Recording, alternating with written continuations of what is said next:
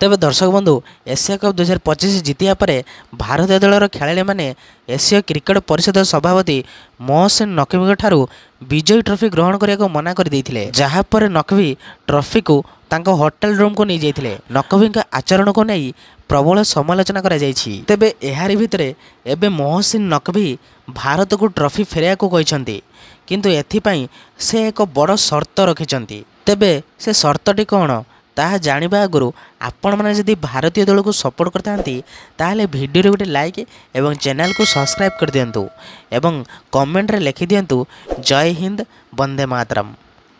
तेबे चलतु वीडियो रे आगू बढ़िबा। तेबे नकवी कहिसंती जे से केवल सेतेबेले भारतीय दल को ट्रॉफी देवे जेतेबेले एहा पई एक समारोहर आयोजन करा जिवो एवं से व्यक्तिगत भाव में दलर खेलाड़ी मानक ट्रॉफी एवं पदक प्रदान करेंगे। तेबे क्रिक बज रिपोर्ट कहिछि जे एसीसी सभापति मोहसिन नकवी भारतीय दल को ट्रॉफी प्रदान करने को प्रस्तुत, किंतु तांकर एक शर्त रही।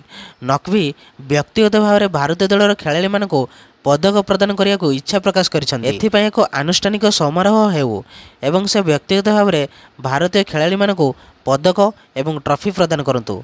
तथापि भारत एवं पाकिस्तान मध्य राजनैतिक संपर्क को दृष्टि रखी एपरी व्यवस्था असंभव मन होउछि। पूर्वरु बीसीसीआई सचिव देवजीत साइकिया तांको होटल रूम को ट्रॉफी एवं पदक नेबा पई नकवी को समालोचना करथिले।